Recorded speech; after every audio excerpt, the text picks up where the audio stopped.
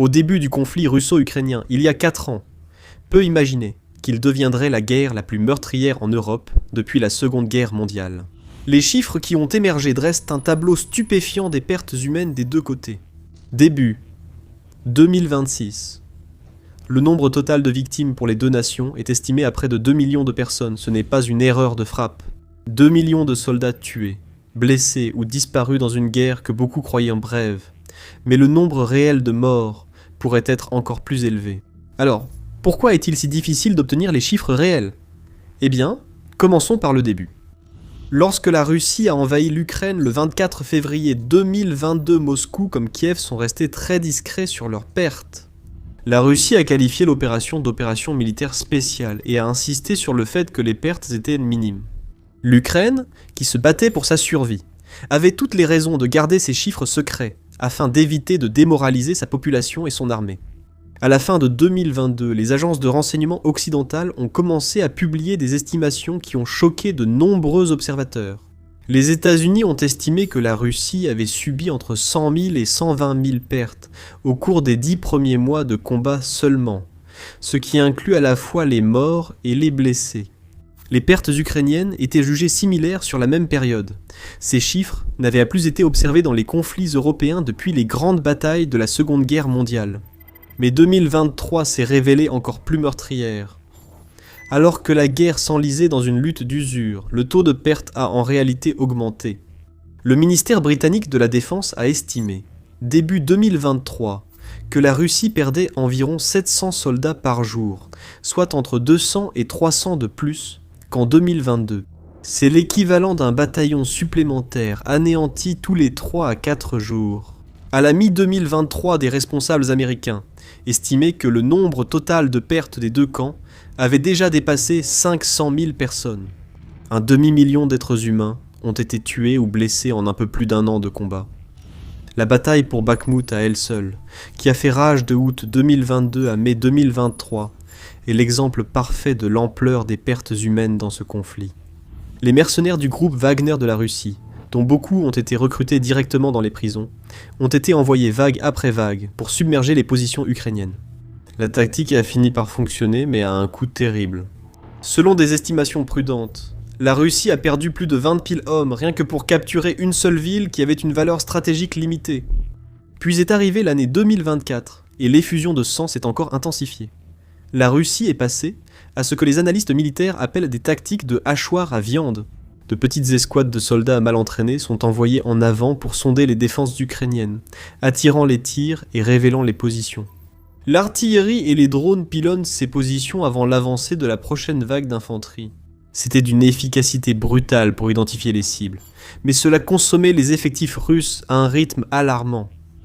En avril 2025, le commandant suprême des forces alliées en Europe, le général Christopher Cavoli, estimait que la Russie avait subi plus de 790 000 morts ou blessés. Le ministère britannique de la Défense avançait un chiffre encore plus élevé, avec plus d'1 million de pertes d'ici juin 2025. L'écart entre ces estimations s'explique par les nombreuses difficultés à suivre les pertes. Aucune des deux parties ne veut fournir d'informations totalement exactes, et diverses méthodes donnent des résultats différents. Les pertes de l'Ukraine, moindres en chiffres absolus, ont été proportionnellement dévastatrices, vu sa population et son armée bien plus réduite. Le président Zelensky a déclaré en février 2025 que plus de 46 000 soldats ukrainiens avaient été tués et que 380 000 avaient été blessés. Cependant, il a précisé qu'environ la moitié des blessés s'étaient rétablis et étaient retournés au service actif, ce qui compliquait encore davantage le décompte des pertes.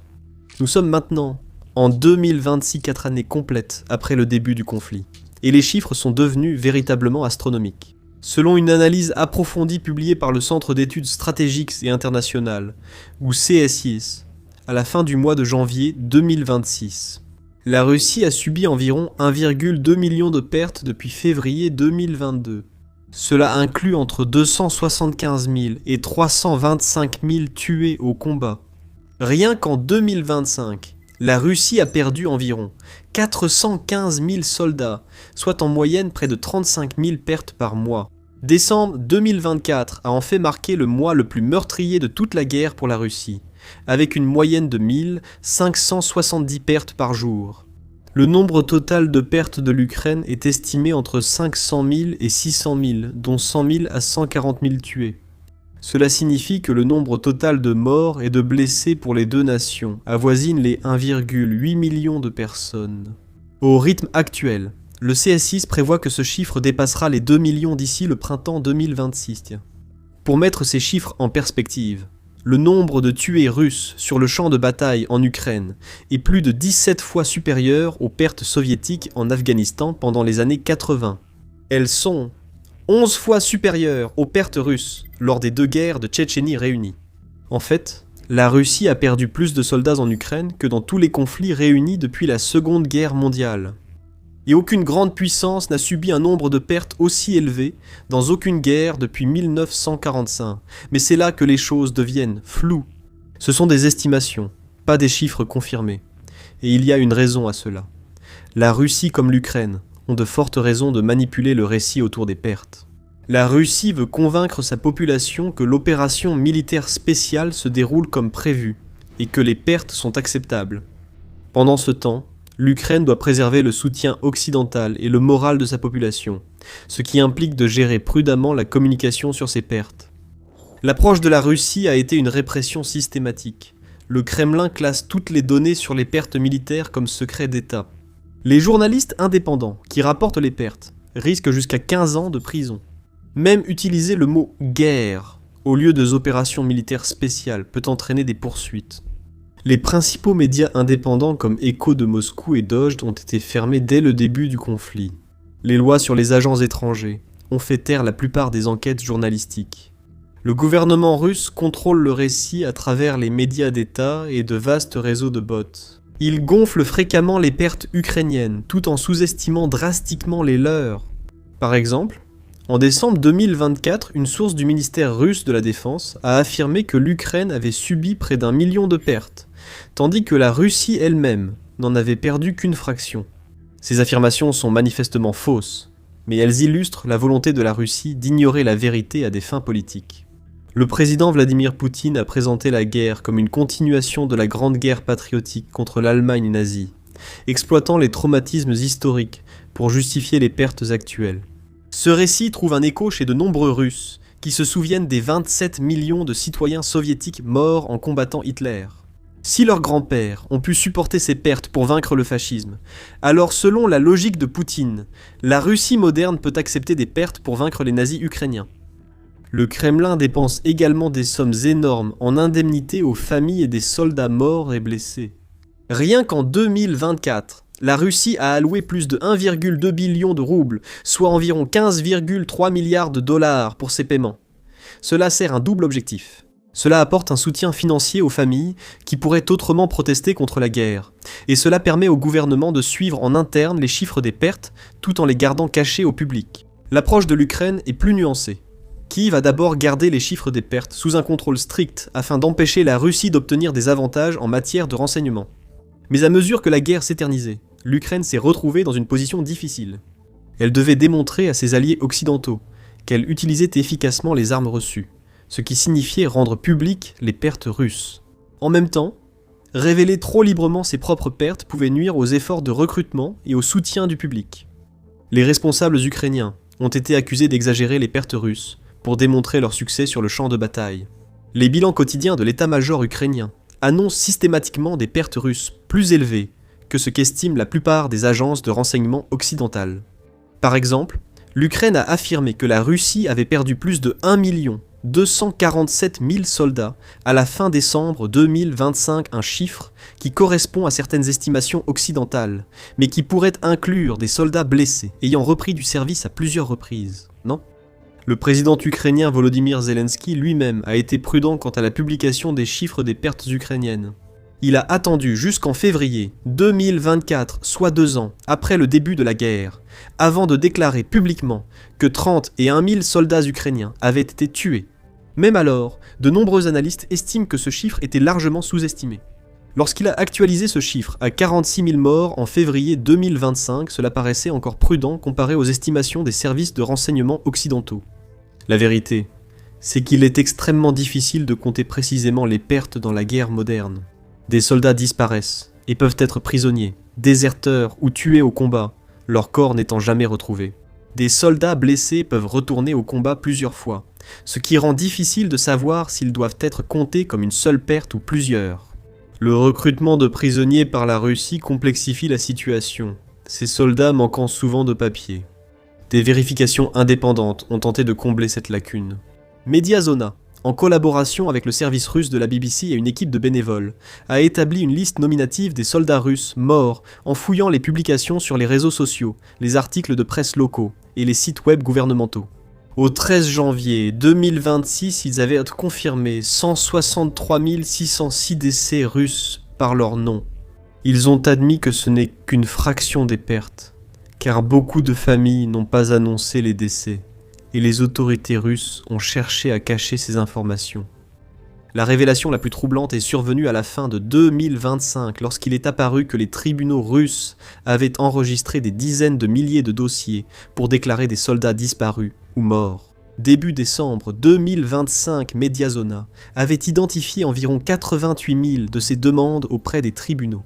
Puis, le 26 décembre 2025, les tribunaux russes ont commencé à supprimer systématiquement ces dossiers des bases de données publiques. Le ministre de la Défense, Andrei Belousov, a révélé par inadvertance l'ampleur du problème lorsqu'il a déclaré que 48% du nombre total de personnes disparues, soit une personne sur deux, avaient été retrouvées. Si environ 90 000 dossiers représentent la moitié de tous les soldats disparus, cela suggère qu'il reste au moins 180 000 corps non récupérés sur les champs de bataille ukrainiens. Mais si la Russie perd des soldats à ce rythme catastrophique, d'où viennent tous ces hommes? Eh bien, avant d'entrer dans le vif du sujet, un rappel, The Military Show publie de nouvelles vidéos chaque jour. Donc si vous aimez les analyses approfondies comme celle-ci, n'oubliez pas de vous abonner. Maintenant, pour comprendre l'ampleur réelle des pertes, nous devons examiner les chiffres avant et après, ce qui révèle quelque chose de pratiquement unique à ce conflit. La Russie a essentiellement épuisé toute sa force militaire professionnelle d'avant-guerre et est passée à une armée de mobilisation de masse. Lorsque la Russie a commencé son invasion en février 2022, elle a déployé environ 190 000 soldats. Ceux-ci étaient censés être les meilleurs de la Russie. Des soldats professionnels sous contrat, des unités aéroportées d'élite, les forces spéciales, Spetsnaz. Le plan visait à prendre rapidement Kiev et renverser le gouvernement ukrainien en quelques jours ou semaines. Nous savons comment cela s'est fini. À la mi-2022, Poutine pouvait soit admettre la défaite, soit redoubler d'efforts. Il a choisi la seconde option. En septembre 2022, la Russie a annoncé une mobilisation partielle de 300 000 réservistes. En pratique, cette mobilisation a touché de manière disproportionnée les minorités ethniques et les hommes issus des régions les plus pauvres de Russie, de l'Extrême-Orient, de la Sibérie et du Caucase du Nord. Les groupes minoritaires ont fini par subir des taux de perte bien supérieurs à leur proportion dans la population. Mais même 300 000 nouveaux soldats n'ont pas suffi à compenser les pertes. Alors, la Russie a eu recours à des mesures de plus en plus désespérées. Des prisonniers, y compris des meurtriers, et des violeurs condamnés, se sont vus offrir la liberté en échange de 6 mois de service au combat. Le groupe Wagner à lui seul a recruté plus de 48 000 détenus issus des prisons russes, dont beaucoup ont été envoyés dans la boucherie de Bakhmout. Ceux qui ont survécu à leur contrat sont rentrés chez eux en héros, mais beaucoup ont commis de nouveaux crimes et se sont réengagés pour éviter des poursuites. En 2024, la Russie avait créé ce qui équivaut à une économie de guerre permanente centrée sur le recrutement. Les gouvernements régionaux rivalisent pour remplir les quotas mensuels, offrant dans certaines régions des primes de signature allant jusqu'à 40 000 $. C'est une somme qui change la vie dans des régions où les salaires mensuels moyens tournent autour de 500 $. Pour de nombreux Russes, en particulier ceux issus de zones économiquement défavorisées, le service militaire est devenu la seule voie vers la stabilité financière. Selon les chiffres officiels russes, l'armée a recruté 540 000 nouveaux soldats sous contrat en 2023 et 427 000 autres en 2024. En 2025, ce chiffre est tombé à environ 417 000. Mais il ne s'agit pas des soldats professionnels que la Russie a déployés en février 2022. La majorité n'a que 3 à 4 semaines de formation de base avant d'être envoyés au front. Ils s'entraînent à opérer sur des champs de bataille modernes saturés de drones et sous le feu, au lieu de zones d'entraînement contrôlées. Cette différence de qualité et d'expérience coûte la guerre à la Russie. L'armée d'avant-guerre comptait des officiers subalternes qui comprenaient les opérations interarmes, l'utilisation appropriée du soutien d'artillerie et la coordination des forces aériennes et terrestres. Beaucoup d'entre eux sont maintenant morts, sachant que près de 6500 officiers russes ont été confirmés tués, dont plus de la moitié étaient des officiers subalternes, lieutenants, premiers lieutenants et capitaines. De nouveaux officiers suivent des programmes de formation abrégés, souvent avec seulement 2 mois avant de commander des troupes. Ils apprennent sur le tas, et leurs soldats paient le prix de leur inexpérience. Le résultat, c'est une armée russe qui ne ressemble en rien à la force qui a envahi l'Ukraine en 2022. Elle est plus nombreuse en effectif brut, puisque Poutine affirme avoir 700 000 soldats en Ukraine, fin 2025, mais elle est qualitativement dégradée. Les unités comptent sur la force brute et la supériorité numérique plutôt que sur la sophistication tactique. Le soutien d'artillerie est devenu moins précis. Les communications sont fréquemment compromises. La logistique reste une faiblesse persistante. Les services de renseignement américains estiment qu'au début de 2026, la Russie recrute environ 30 000 à 40 000 nouveaux soldats par mois. C'est tout juste suffisant pour remplacer les pertes et maintenir les opérations actuelles. Ce n'est pas assez pour soutenir des percées offensives majeures ou des avancées rapides. La Russie est essentiellement prise dans une spirale de recrutement infernale, où elle doit constamment renouveler ses forces, simplement pour maintenir le statu quo. À cela s'ajoute pour la Russie le problème de l'équipement. Alors que Moscou a réussi à maintenir un approvisionnement régulier en équipements de base comme les fusils et les uniformes, les armes lourdes deviennent de plus en plus rares. Selon plusieurs évaluations des services de renseignement occidentaux, la Russie avait perdu plus de 4300 chars de combat principaux à la fin de 2025, soit plus que l'ensemble de son parc actif avant la guerre. Elle a été contrainte de réactiver des chars T-55 et T-62 de l'époque soviétique provenant des réserves, certains datant des années 60. Ces chars anciens sont confiés à des recrues, formés à la hâte, et envoyés au combat contre des armes anti-chars ukrainiennes modernes. Les résultats sont prévisibles. La capacité de production de la Russie ne permet pas de fabriquer de nouveaux chars de combat principaux, assez rapidement pour remplacer les pertes sur le champ de bataille. La plupart des nouveaux chars mis en service sont en réalité des véhicules vieux de plusieurs décennies, sortis des entrepôts, remis à neuf et envoyés au front. Le même schéma s'applique aux véhicules de combat d'infanterie, aux systèmes d'artillerie et au transport de troupes blindées. Les analystes du renseignement occidental prédisent qu'à la fin de 2026 ou au début de 2027, la Russie fera face à une pénurie critique de véhicules blindés si le taux d'attrition actuel se poursuit. Alors pourquoi, malgré tous ces problèmes, l'armée russe ne s'est-elle pas effondrée? Et pourquoi, malgré des pertes plus de 2 fois supérieures à celles de l'Ukraine, la Russie continue-t-elle de gagner du terrain? La réponse tient à des mathématiques simples et à la géographie stratégique. La Russie compte environ 144 millions d'habitants contre 37 millions pour l'Ukraine avant la guerre. C'est presque un avantage de 4 contre 1 en chiffres bruts. La Russie compte environ 18,9 millions d'hommes en âge de servir, entre 20 et 39 ans contre 5 millions pour l'Ukraine dans la même tranche d'âge. Même avec des pertes horribles, la Russie peut théoriquement soutenir une guerre d'usure plus longtemps que l'Ukraine.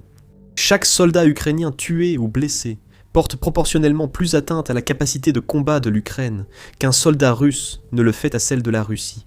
La Russie a tiré parti de cela, en sacrifiant ses soldats, en échange de gains territoriaux progressifs. Depuis qu'elle a pris l'initiative début 2024, le CSIS estime que les forces russes ont progressé à un rythme moyen, compris entre 15 et 60 mètres par jour lors des principales offensives. C'est plus lent que la bataille de la Somme pendant la Première Guerre mondiale, l'une des campagnes les plus sanglantes de l'histoire. La Russie n'a pas à avancer vite, elle doit juste tenir plus longtemps que l'Ukraine. Chaque mois de guerre, l'Ukraine perd encore plus de ses ressources humaines limitées. Chaque perte subie par l'Ukraine est plus difficile à remplacer qu'une perte russe. Moscou parie qu'à terme, l'Ukraine manquera de soldats prêts à se battre, ou que le soutien occidental faiblira, ou les deux. Cependant, l'avantage en effectif de la Russie ne s'est pas traduit en succès militaire comme l'espéraient les généraux de Poutine, pour plusieurs raisons. Premièrement, la stratégie de défense en profondeur de l'Ukraine s'est révélée extraordinairement efficace pour multiplier les pertes russes. Les forces ukrainiennes ont construit des réseaux de tranchées élaborés, des obstacles anti-chars et des champs de mines qui dirigent les avancées russes vers des zones de destruction. Lorsque l'infanterie russe attaque ces positions, Elle est si frappée par l'artillerie, les mortiers, et de plus en plus par des essaims de drones FPV capables de frappes précises sur des soldats isolés. La saturation du champ de bataille par les drones a également fondamentalement changé la logique de la guerre. À 16 km du front, circuler en véhicule est devenu presque suicidaire à cause de la surveillance continue des drones. Deuxièmement, la structure de commandement centralisée de la Russie s'est révélée catastrophiquement rigide. Les commandants locaux n'ont pas le pouvoir de faire des ajustements tactiques sans l'approbation du commandement supérieur. Cela crée des retards que les forces ukrainiennes exploitent sans pitié. Quand les unités russes obtiennent l'autorisation de changer d'approche, les défenseurs ukrainiens se sont déjà adaptés. Troisièmement, les systèmes logistiques russes restent fondamentalement défaillants. Les munitions et le carburant finissaient par arriver, mais la coordination entre les différents types d'unités reste mauvaise. L'appui d'artillerie est souvent mal synchronisé avec les avancées de l'infanterie. L'appui aérien, lorsqu'il arrive, n'est pas efficacement intégré aux opérations au sol. La compétence interarmes que la doctrine russe est censée mettre en avant ne s'est en grande partie pas matérialisée. Quatrièmement, le moral est un problème persistant. Les soldats recrutés avec des primes en argent et envoyés précipitamment sur la ligne de front avec une formation minimale ne combattent pas avec les mêmes motivations que les Ukrainiens qui défendent leur patrie.